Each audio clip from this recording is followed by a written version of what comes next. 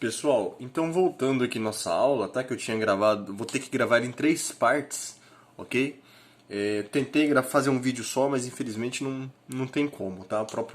A capacidade de memória interna do celular não me permite isso, tá? Mas não tem problema, importa o conteúdo, ok? Então nós paramos no vídeo que nós estávamos trabalhando os elementos de um mapa, né? Eu disse para vocês que o mapa então ele contém o título, para me saber de que tipo de mapa se trata, né?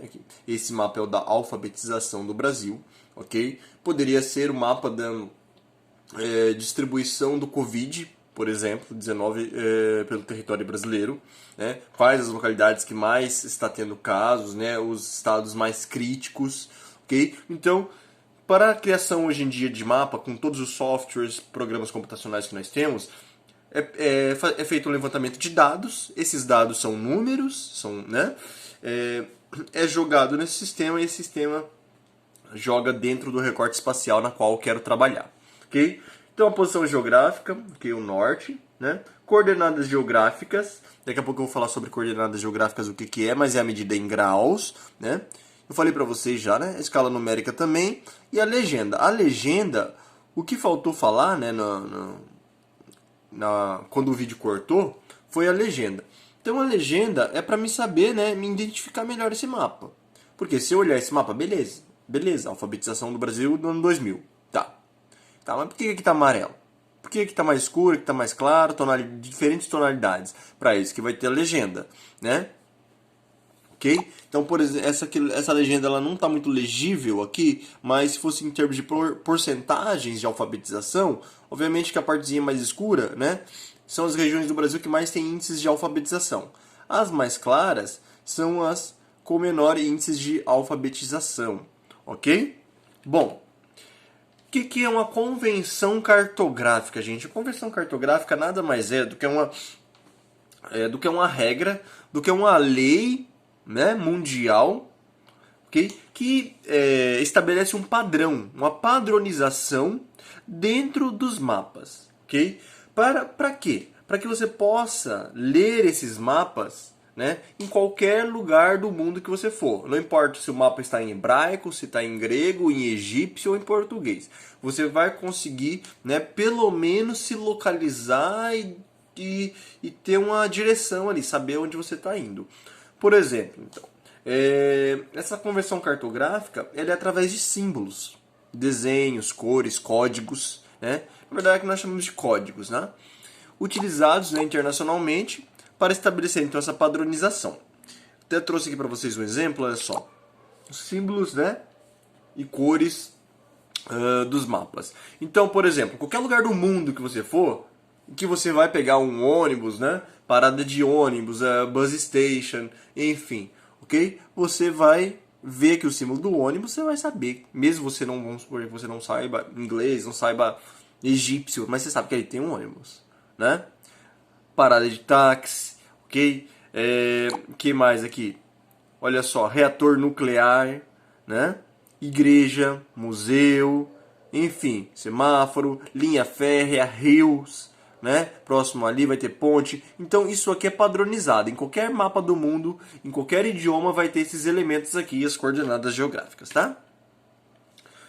Então aqui só para né, melhor esclarecer, eu trouxe um mapa, né, térmico para vocês. Aqui é o mapa térmico da Península Ibérica, né?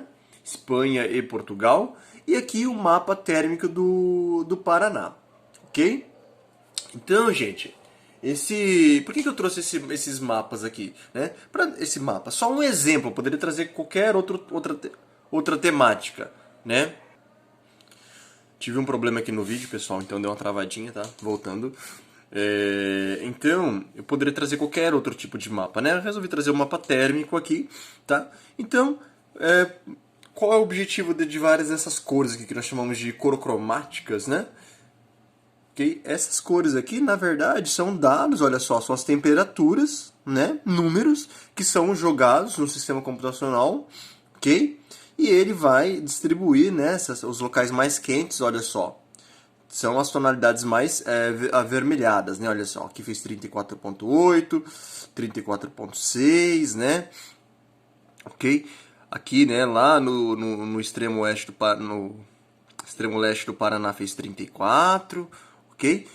Nessas regiões aqui, ó, as regiões, né, região sul, né, do Paraná, que são regiões bem frias, né? Tipo ali, Pato Branco, Irati, Palmas, né? Fez 26,1 grau, né? Só que esse mapa aí ele foi tirado, olha só a data aqui, dia 30/1, né? Então era verão, nessa época aqui no hemisfério, né, sul, ok? Bom, com o mapa da Península Ibérica, a mesma coisa. Então, nós conseguimos identificar que as partes mais próximas aqui do mar Mediterrâneo, né? Do Estreito de Gibraltar e tal, são as partes mais quentes, né? Então, aqui nós temos as partes mais ou menos quentes, né? Não deu para ver,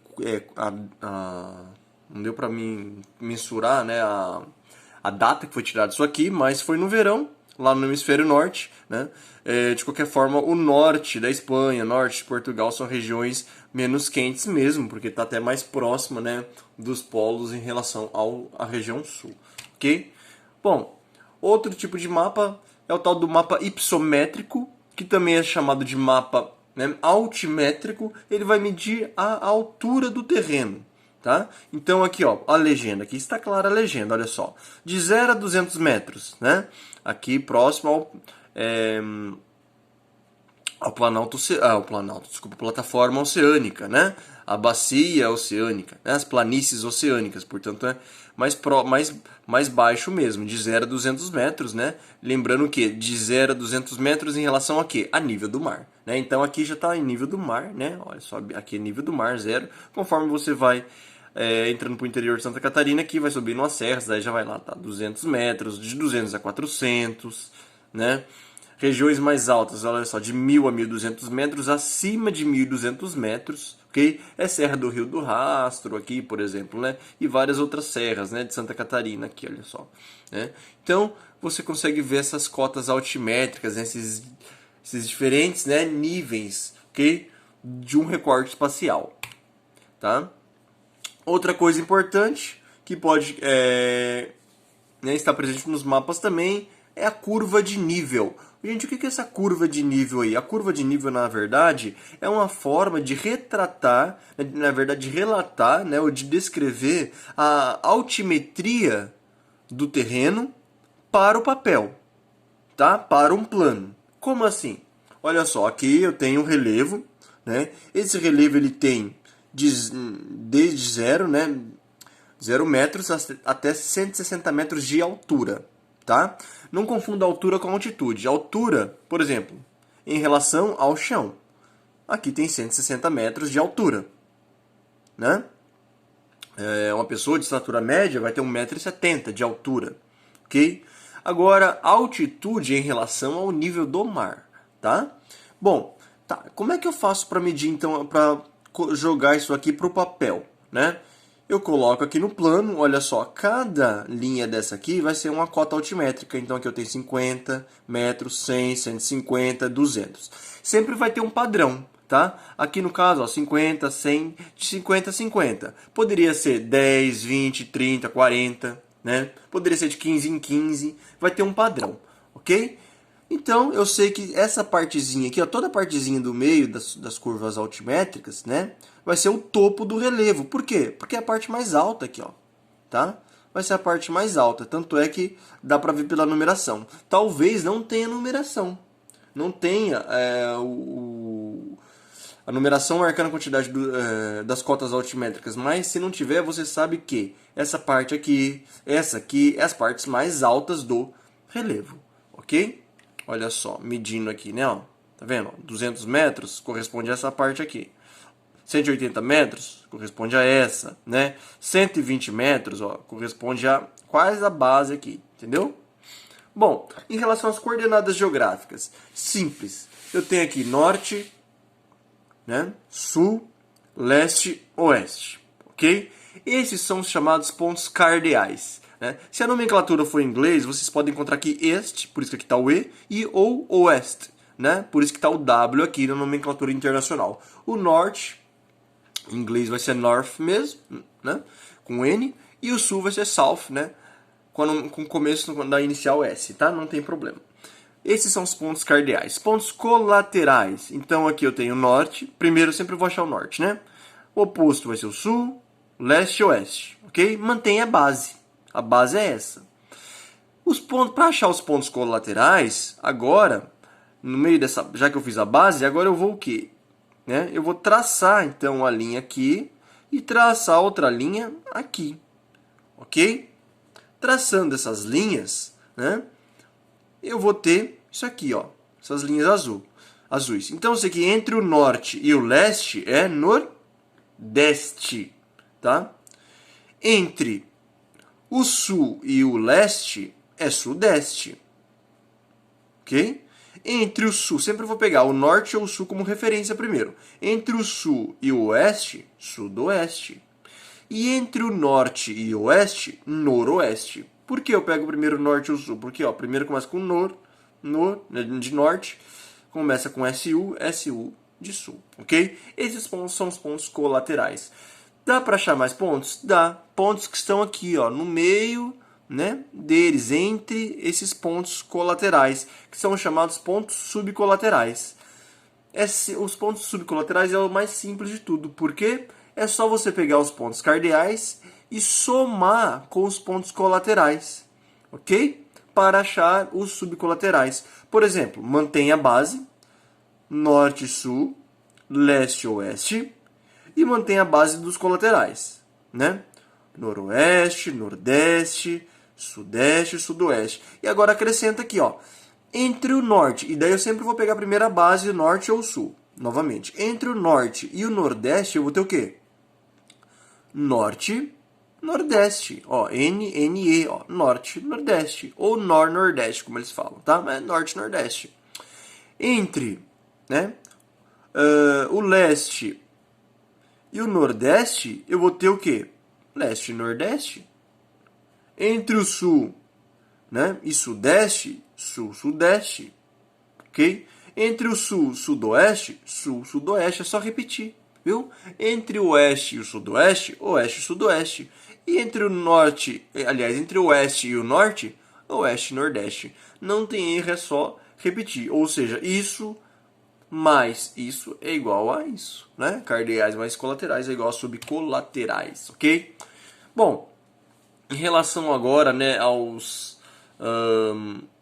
as linhas imaginárias que nós temos no planeta Terra. Primeiro, o que são paralelos? São linhas imaginárias traçadas paralelamente à linha do Equador. Esta aqui é a linha do Equador, tá? O principal paralelo, né, do planeta Terra, 0 graus, ok? A linha imaginária que corta, então, a Terra no meio é o Equador, que vem do latim equare, quer dizer partes iguais, tá? Ok? As latitudes, gente. O que são as latitudes, então? Peraí, se os paralelos são as linhas, e detalhe, eu acrescento, tá? Não tá na nomenclatura, só que se a gente for colocar num plano, ok? Num plano só, que dá pra me afirmar. Aqui, os paralelos são linhas horizontais, para vocês não esquecerem e não confundir, né, com os meridianos. Os paralelos são linhas horizontais, os meridianos são linhas verticais. Já eu falo sobre eles. Bom, os paralelos, então, são essas linhas aqui. Linha do Equador, Trópico de Câncer, Trópico de Capricórnio. O que são as latitudes? As latitudes são as medidas em graus dessas linhas. Por exemplo, 0 graus, o meridiano de... Meridiano, desculpa. Trópico de Capricórnio, 23 graus, 27 minutos, né? Medido em graus. 23 graus, 27 minutos, o quê? Sul. Por quê? Porque está no hemisfério sul, ok? Tem outra imagem aqui, olha só, os principais paralelos do planeta Terra. Polo Norte, Polo Sul, né? Aqui a linha do Equador, que é a base, ela corta o planeta Terra no meio. Aqui eu tenho o hemisfério Norte, Trópico de Câncer. E aqui o Círculo Polar Ártico, Polo Norte. Ao hemisfério Sul, Trópico de Capricórnio. Círculo Polar Antártico, Polo Sul, ok? Já os meridianos são linhas verticais, ou seja, em pé, num plano, né? Que corta o planeta Terra de norte a sul ou de sul a norte. O principal meridiano, então, é o meridiano de Greenwich, que ele corta aqui o planeta Terra como se fosse no meio, né? Numa transversal, ok? E o que são as longitudes? As longitudes correspondem às medidas em graus dos meridianos. partindo de 0 graus, que é o meridiano de Greenwich, até 180 graus, que é a linha internacional de mudança de datas. Tá? O meridiano de Greenwich é 0 graus de longitude e a linha do Equador é 0 graus, né, de latitude. Meridiano, então, né, o meridiano de Greenwich, né, ele é o principal meridiano e a linha do Equador é o principal paralelo, ok? Nós temos também aí a linha internacional de mudança de datas, tá? A linha internacional de mudança de datas, ela fica do lado oposto da terra do meridiano de Greenwich, né? Okay? Aonde se juntam 180 graus, né? 180 graus a oeste e 180 graus a leste. 180 graus mais 180 graus vai dar 360 graus, uma volta completa no planeta Terra, tá? E é onde, né, eles estipularam, tá, que a posição da rotação do Sol e... Desculpa, gente, estou gravando a aula, já é quase meia-noite aqui, tá?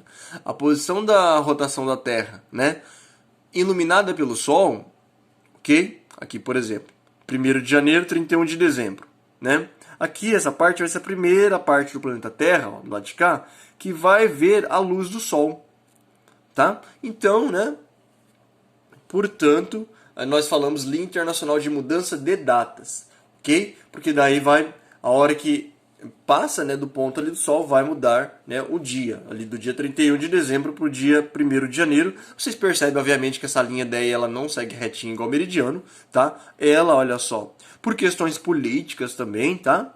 Olha só, aqui é a Rússia, aqui é os Estados Unidos, então, ó, ela faz a volta, ó, né? Aqui no Kiribati, né, nas ilhas aqui da Micronésia, olha só, ela não vem direto, né?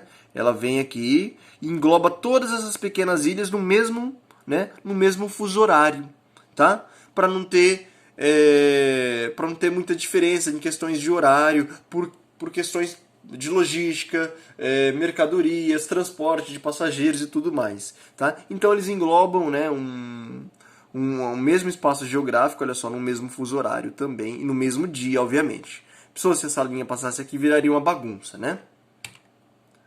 Okay? Os fusos horários, gente, é bem simplesinhos, tá? O fuso horário, na verdade, a convenção internacional, né, que tendo como ponto de partida o meridiano de Greenwich, né? Ela divide o planeta Terra em 24 fusos horários, cada um deles contém 15 graus, ok?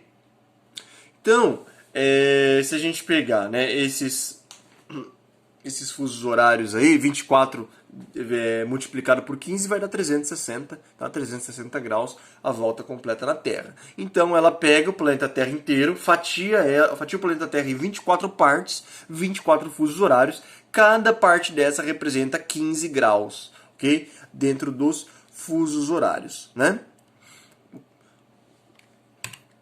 Olha só. Então aqui, olha só, eu tenho aqui, tá acabando já, ok? Eu tenho aqui, né, um fuso horário, uma carta com os fusos horários. Aqui é o meridiano de Greenwich, 0 graus. A leste do meridiano de Greenwich, soma-se, né, a cada grau, né, a cada fuso, mais 1 hora. Então aqui é mais 1 hora, mais 2, mais 3, mais 4. Em relação ao quê? Mais 3, mais 4, mais 5 em relação ao quê? Ao meridiano de Greenwich, ok? Ou seja, a GMT. Lá no seu celular vai estar lá. Horário de Brasília, menos 3 GMT. O que é o GMT? É Greenwich Meridian Time, né? O tempo do meridiano de Greenwich. Ou seja, olha só, aqui onde nós estamos aqui, ó, né? Arapongas, ok? Londrina, Brasília, segue menos 3 o fuso horário em relação ao Greenwich Meridian Time, por isso que está menos 3 GMT, horário de Brasília, né? Então, se a leste aumenta-se as horas, a oeste diminui essas horas, né? Menos 1, menos 2, menos 3, menos 4, menos 5, menos 6 em relação ao quê? Ao meridiano de Greenwich, ok? Só uma curiosidade aqui, lá no seu celular também pode estar lá AM ou PM, né? Ou AM, PM, ok? Esse AM, PM não tem nada a ver com inglês, tá? Por mais que falar o anglo-saxônico ele gosta de falar, né? É à tarde, 3 horas da tarde. 3 horas é 3 p.m., 3 a.m., enfim, né? Na verdade, só quer dizer o quê? Ante-meridian e post-meridian, ok? Antes do meridiano, depois do meridiano. Ok, pessoal? Bom, então essa foi a nossa aula de cartografia. Mais pra frente eu vou gravar então a aula de Geografia do Paraná. Só peço que vocês tenham um pouco de paciência, tá? Aguarde um pouquinho, porque eu estou gravando as outras aulas para os colégios e o celular não consegue armazenar. Vocês viram que a aula foi bem grande mesmo, tá? E assim que possível eu já envio para vocês, ok? Então, bons estudos para todos aqui, bons estudos para todos, né? E até breve.